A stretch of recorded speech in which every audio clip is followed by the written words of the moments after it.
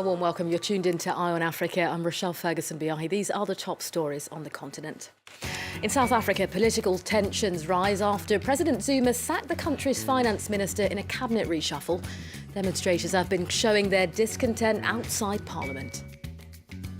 The UN Security Council votes to renew the peacekeeping mission in DR Congo, but will reduce the number of troops. This after reaching a compromise with Washington, the UN's biggest financial contributor. And Niger and Nigeria remain on high alert following the latest outbreak of meningitis to hit the West African nations. Health officials say an uncommon strain of the virus is on the rise. But first to South Africa, where a political rift is intensifying after President Jacob Zuma fired the finance minister in a cabinet reshuffle. Well, demonstrations were held in several cities against the dismissal of Pravin Gordhan, who's considered a bulwark against corruption. His departure has exposed growing tensions within the ruling African National Congress Party. Here's what protesters had to say earlier. I don't think Mr. Zuma is thinking. You know, what he did last night, my man, was disgusting. We're here today to show our support for every South African who believes in this country, who believes in the upliftment of the poor, who believes in a deep-rooted, true grassroots democracy. And we cannot see one man and his cronies hold to ransom this incredible country with its incredible people. We need a future for our children.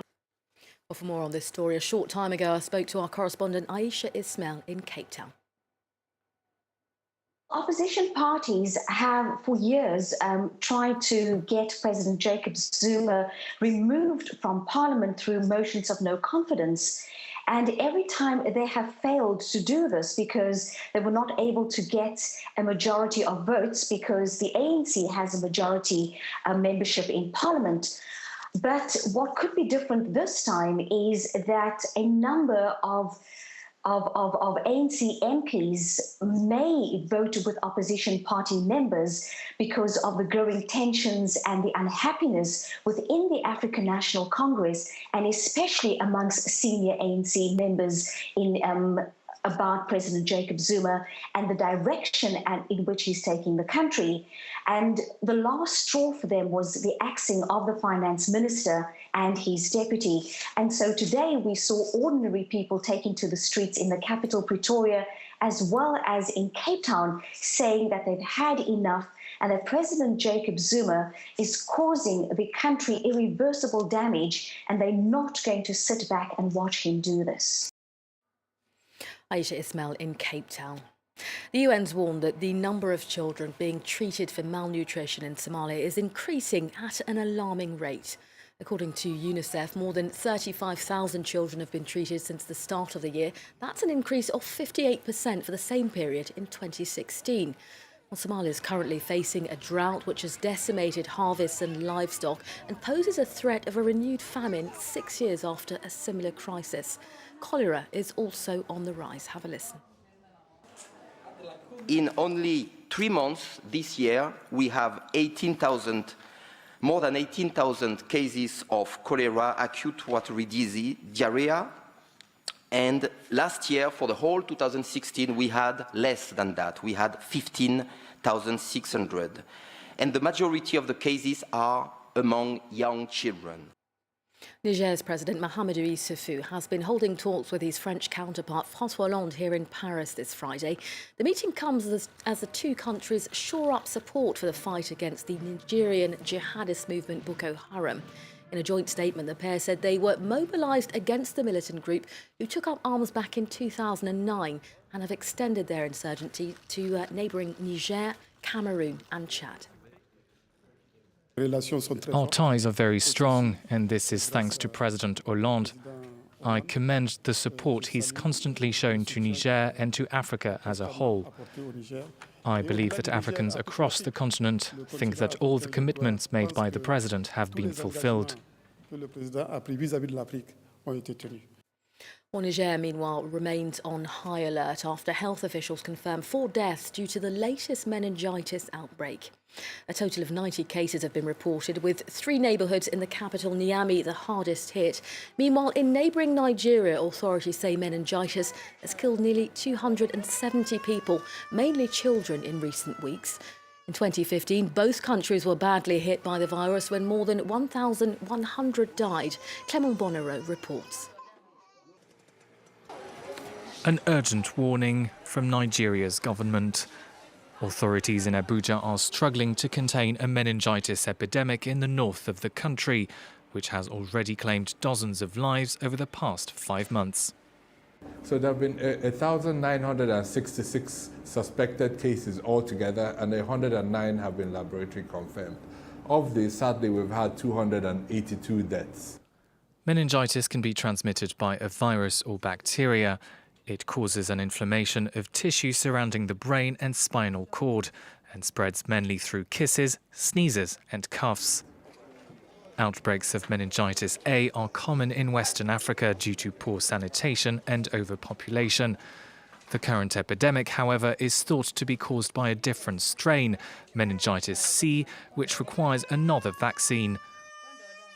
So far, the World Health Organization has delivered 500,000 doses of the new vaccine, but says millions more are needed. Meanwhile, doctors in Nigeria say all efforts are being made to contain the disease.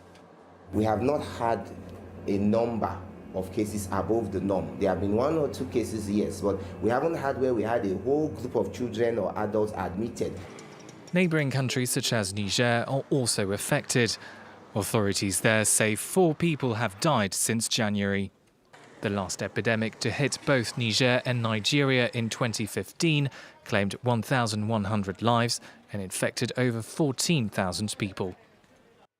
Next, the UN Security Council has voted unanimously to renew the mandate of its peacekeeping mission in DR Congo, but to scale back troop numbers by 18%. Well, this after the Council reached a compromise with the US, the largest UN contributor, which wanted bigger cuts to the MONUSCO operation. Well, the $1.2 billion mission will have a troop cap of just over 16,000. That's down from 19,815. It's the first peacekeeping mission to be renewed since President Trump proposed that Washington cut funding. Well, Stephanie David is the UN representative for the Worldwide Movement for Human Rights. Earlier, I asked her what the reduction of troops would mean on the ground.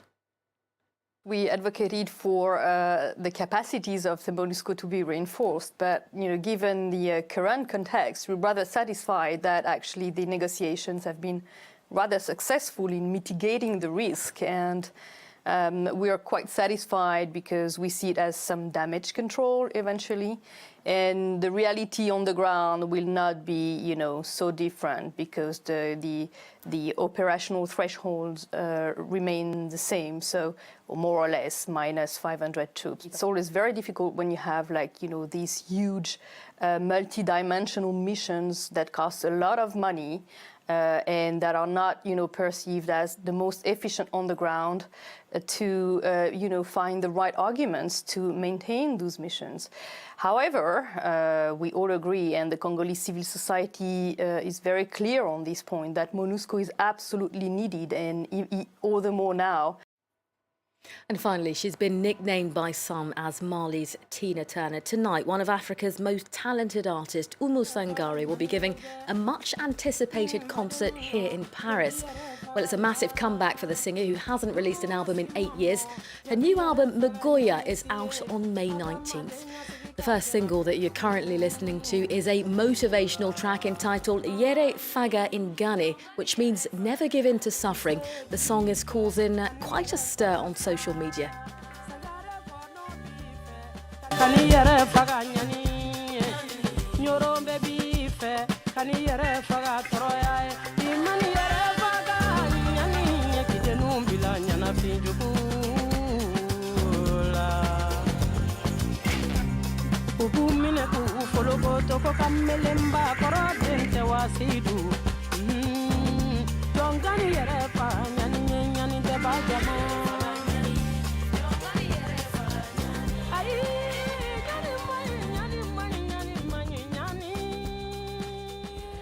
Oumou Sangaré there in concert in Paris this evening. We leave you with that. More African news soon.